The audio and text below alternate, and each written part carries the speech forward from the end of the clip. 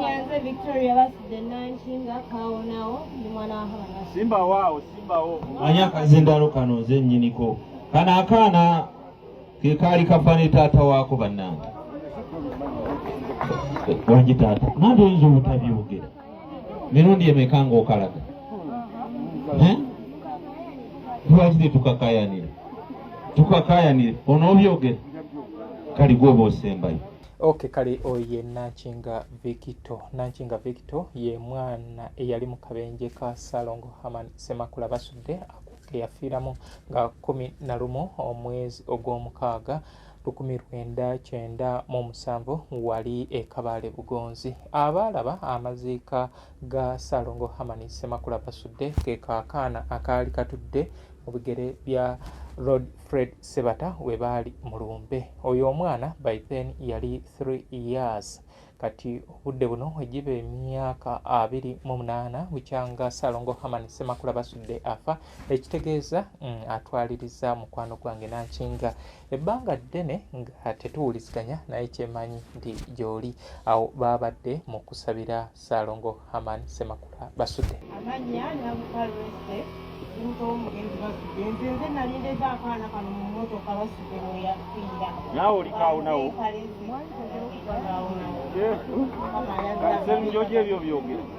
Oli otya muntu wange, webale ekyo kyonna gy'otuusaako engalo. Nze Muzungu David Kadongo Kamo, music analyst. In case obadde tongobereranga, please subscribe nyiga kade, then oteekeko notifications buli kyentekayo obeere nga osobola okubanga okiraba. Juzi enaku z'omwezi nga 10 wali e Bubondo mu maka g'omugenzi Salongo Hamani Semakula yaliyo okujjukira Salongo Hamani Semakula basudde, era bakikola nga bayita mu nnyimba. Kati olwo nga 11 ku Lwokusatu ne wabeerawo ekitambiro kya misa okubeera nga basabira omwoyo gw'omugenzi n'okusiima ebyo bye yaleka nga akoledde ensi, era ebikonge ebyenjawulo abawagizi ab'enjawulo okuva mu bitundu ebyenjawulo balamaga mu maka ga Salongo Hamani Semakula basudde okubeera nga basiima ebyo bye yagatta ku nsi ye.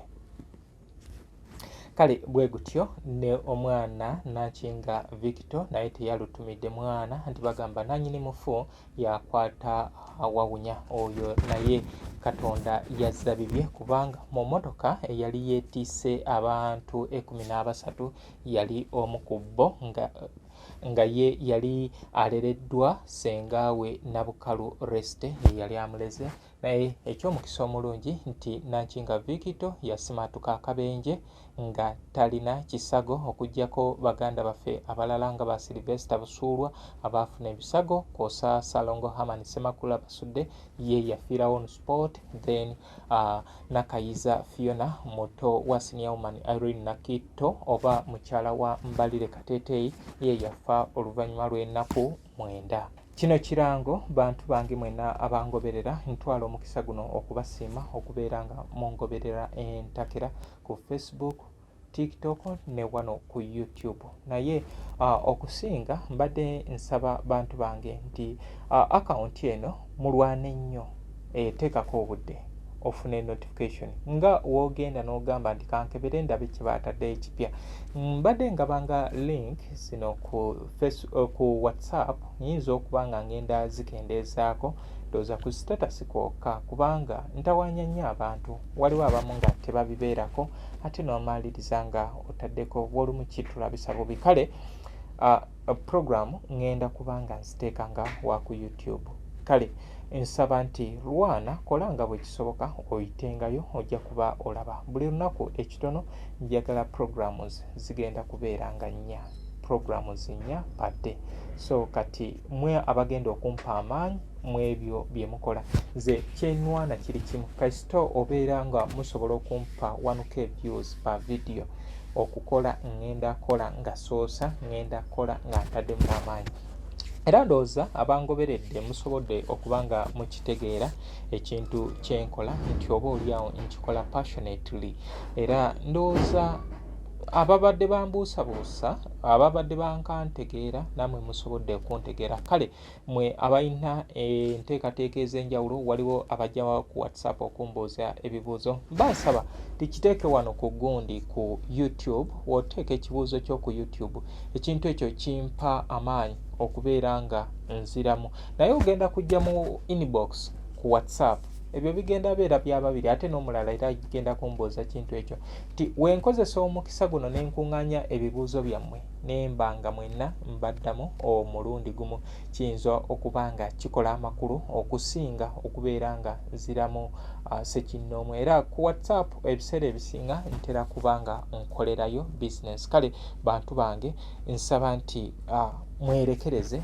YouTube mugezeeko gigoberera YouTube abasinga bagityambwe ennyonnyo data YouTube ng'era woolaba Facebook nayo YouTube weeri ndowooza omukutu ogukyasinza okunywa data baguyita TikTok ate gwe tusinga okwetanira kale eri mindset etuvemu kale bantu bange katweyongereyo n'ebyo ebyabadde mu kujjukira Ssaalongo Herman Ssemakula Basudde kwosa okubeera nga basiima ebintu bye yakolera ensi ensiike y'endongo eno teyagibeeramu kabanga kanene naye yalekawo omukululo oguyinza okubeera nga sibo okubeera nga guvaawo kale enteekateeka bwe zityo wezaabadde abantu ab'enjawulo nzijjukira mukwano gwange namulabyeko Ssanga Jafari ye assistant RCC w'e Masaka omwami oyo mwagazi wa kaddongo kamu era is all rounder w'omusanga nga ayimba ez'akafero oyinza ogamba munnange tolekerawo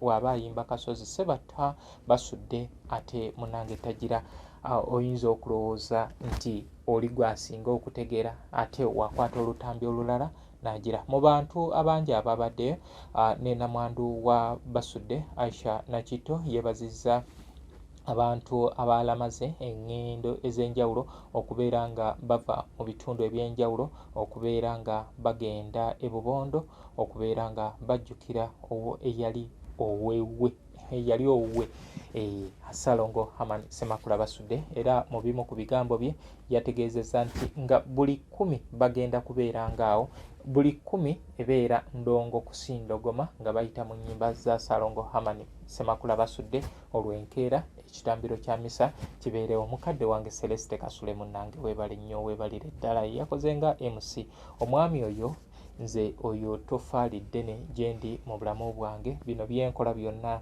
omanyi ffe tetwagala kuwa muntu bimuli bwe webisaana mu bayimbi ba kaddongo kamu bonna nga ntandika ebintu bino omwezi gw'okuna 2016 ye muyimbi eyasooka okumpa omukisa okumusisinkana era ndowooza mu bantu bonna gwe nasooka okubeera nga nzijjako ebyafaayo twali awo katwe mu galagi ne tumalirawo ddala obudde obwaweerera ddala era ndowooza muzeeyi zayina data banka ye oba oli awo kabyanza ayinza okunsinga mukadde kapalaga naye nange nina bino ebyensi ensi byeyinza okubeera nga emanya nasobola okuba nga nfuna ze n'okutuukako ewa Ssaalongo Herman Ssemakula Basudde mukadde wange oyo yakola omulimu munene okubeera nga nsobola okutuukayo wano ku kalenda ye yannyanjulayo then ne tuva ku kalenda ne twolekera ku Laston Gardens twava ku Laston Gardens ne tugenda ewa Ssaalongo Herman Ssemakula Basudde so oyo mukadde wange muwa ekitiibwa tayogera nenjogera ndina empaka obw'olumu naye sitera bigambo bya Mzee Celeste Kasule mbissaako nnyo essira mbiwa ekitiibwa kale katulabe mukadde Aisha Nakito ebigambo bye mu kubeera nga bajjukira n'okusiima Ssaalongo Herman Ssemakula Basudde ebyo bye yakolera ensi webali kukiikirira okusookera ddala mbadde mperabidde naye mwami Yasiini ekyo kyaffe kyabadongo Salaamu alaikum wa rahmatullahi wa barakatuh. Mukama akugire emisanvu mu kkubo osobola okutuuka gy'olaga ku byokolera Herman Basudde. Tweyanzizza nnyo tweyanziige ba Herman Basudde Fans Group bane mwebalinga okwerekereza ne mujja e Masaka ne mugenda e Butambala bannange neeyanzizza nnyo neeyanziige buli ali wano yenna simanyi oba amabanja gabasudde ngenda gasasula ntya okulaba nga buli omu ntuuka mu lujja ewaabwe. Bannange neeyanzizza nnyo neeyanzeege, temujjanga okwo. Insha Allah Mungu ng'akkiriza era tujja kubeerawo wano okumujjukira mu 2016 olunaku zombi ziba 10 tusulawo wano. Ate mukyala nawe Mungu bw'aliba akkiriza nga tukyaliwo omanyi tukoleramu kugenda si byangu. Amma's cousin.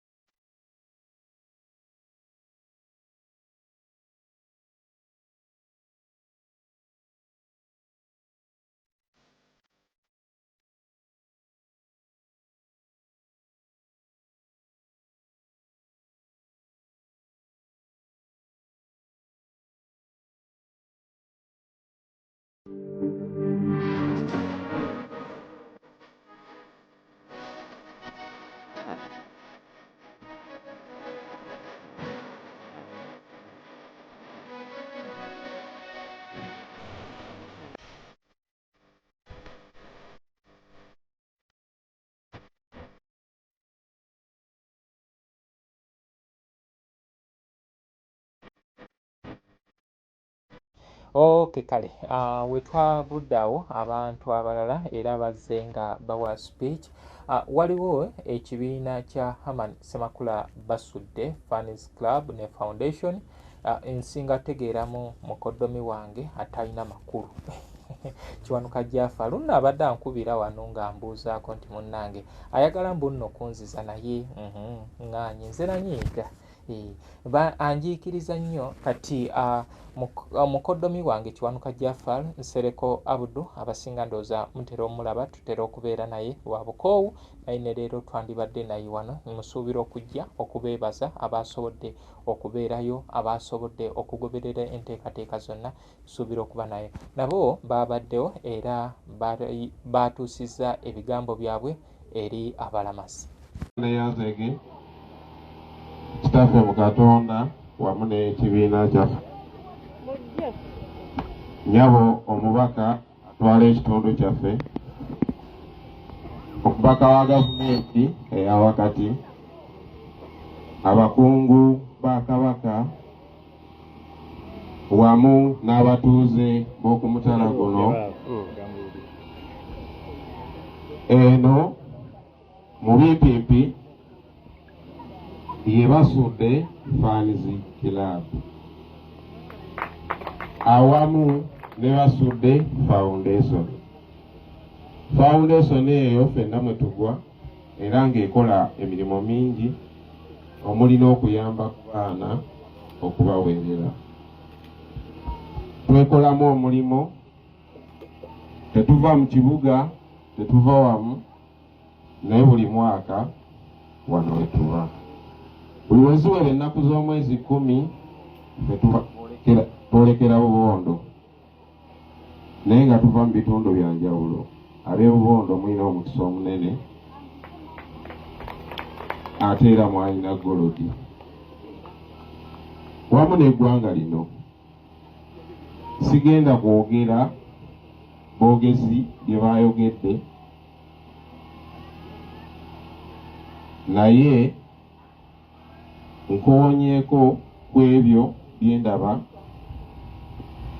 Tulina puroguramu ey'envuumuulo ya Hamani Basudde Fans Club neera ebeera mu bibuuzo. Okay, kale tetwakomyawo, nalengeddeko mukwano gwange ye Ssaalongo Katende Basudde oyo ayogeza abantu ebigambo ebingi, naye yabaddewo nnyo era n'ekiro yaliwo mu kuyimba, yayimba, nzijjukira oluyimba Abakyala Kyabbe yaluyimba, then ne wano yabadde n'awaayo ebimu ku bigambo bye, n'asiima abantu ab'enjawulo abo abagezezzaako okubeera nga beerekereza okuba nga babeerawo kw'ossa n'abo ababa bakwasirizzaako. Kale muntu wange nkugamba nti puroguramu eno eteekebwa mu New Subs Fashions, abo basangibwa ku Sunset Arcade, bakugamba nti gendayo obeere nga weefunira ku byambalo eby'abakyala. Kale gwe omwami osobola okugenda n'ogulira mukwano gwo oba omuntu wo olugoye n'asobola okuba nga abeerawo. Kale tulina Amaz Closet for tops and more, abo basangibwa ku Ham Shopping Ground, Brocody eyo weeyawukanira ku Jessica Beauty Center, yeyo Brocody Ham Shopping Ground yamuka amadaala. Womalirako amadaala era nga bw'ogenda bw'oti ogenda kuba olaba Amaz Closet. Amaz Closet ogenda kubanga ogiraba engoye z'abakyala ab'omulembe guno zonna weeziri. Then tulina Kikaya College and Vocational School, abo basangibwa Bulenga ku 7, bakugamba nti twalayo omwana bamubangule badde ne boarding arts ne sciences era ne ku vocational courses zonna bazissaako nnyo essira. St. Michael Education Center bali Kiwanga Mukono ba primary baby class okutuuka ku kibiina ky'omusanvu ne boarding. Then tulina Twinex International, abo bali Bulaga ku Lw'Emityana badde ne boarding okuva ku baby okutuuka ku kibiina eky'omusanvu. Plan B Records nayo weeri, kati gwe yeetaaga ennyimba zino osobola okunsanga e Kasubi ku basooka kwa Villa Stage. Weweesitula n'ojja oluyimba nduteerako nusu 5 ntandikira ku nnyimba za 15. Ku WhatsApp nduteerako nusu 10 ntandikira ku nnyimba za 15. Enkola ekusingira obwangu gye tukozesa. Mukwano gwange Urban K okuva ku Sentinel Radio, munnange weebali nnyo, weebalire ddala okubanga weerekereza okutambula engendo, okubanga ogenda n'olamaga ewa Ssaalongo Hamani Ssemakula Basudde, ate era n'otuyamba okwata ebintu bino. Footage ono wa Urban K. Urban K osobola omunoonyaako ku TikTok, osobola omunoonyaako ku YouTube. Mukwano gwange ndowooza be bantu bentambudde nabo okumala ebbanga eggwanvu. Waliwo Henry Country Boy, naawe nakulengeddeko munnange, weebale nnyo, weebalire ddala. Susan Sozi ye teyasobodde kubeerayo. Makumbi Junior yandibaddeyo naye lwakuba ali mitala w'amayanja. Kale abantu bonna buli alina kye yataddemu, eyakomenti nze yakoze eki, eyagezezaako okubeera ng'agoberera ebintu bino, nkugamba nti munnange weebale nnyo, weebalire ddala. Nze Muzungu David Kadongo Kamo, music analyst. Mubeere bulungi, mweraba. mbebaza mwenna gye muli yonna ab'omu diaspora mwenna amawanga ag'enjawulo mwebale okutwagala mwebale okuwagira kadongo kamu mwebale okwagala music wa Uganda mwebale okunyumirwa ffe tuli beetegefu okubakuba y'endongo tujja gikuba. Bitambudde bitya olwaleero? Olwaleero bitambudde bulungi era mbebaza nti mwebale kubaawo mwebale kukyalawo mwebale kutwagala bannange mutulaze omukwano mwaka ku mwaka tubeeyaza nnyo tweyanzibwe temujjangu. Ani akuliddemu enteekateeka eno okubeera nga buli mwaka kibeerawo? Buli mwaka okubaawo kwakyo bamuyita omukulu Kiragga Isiimi Kiragga era sebo mukama wange nkulamusiza yonna gy'oli eyo webala okutulaba omukwano so tusiimenye tusiimiridde. Amannya nze Victoria Basudde Nankinga Kawonawo ndi mwana wa Hanga. Simbawo. Manya akazindalo kano nze nnyiniko. Kano akaana ke kaali kafa ne taata waako bannange. Wangi taata, nandi oyinza obutabyogera. Mirundi emeka ng'okalaga? Lwaki tukakayanire onoobyogera kali gwoba osembayo. Amannya Nabukalwese Kintu omugenzi Basudde nze nalindeza akaana kano mu mmotoka Basudde mwe yafiira. Naawe oli Kawonawo? Kanseminjojo ebyo byogera w'omulala Amannya Nakabiri Dakiiva ndimola omugenzi Basudde mbeegaliza emirembe gya Kristo. Yenze Hajjati Sofiya Namakula wanyira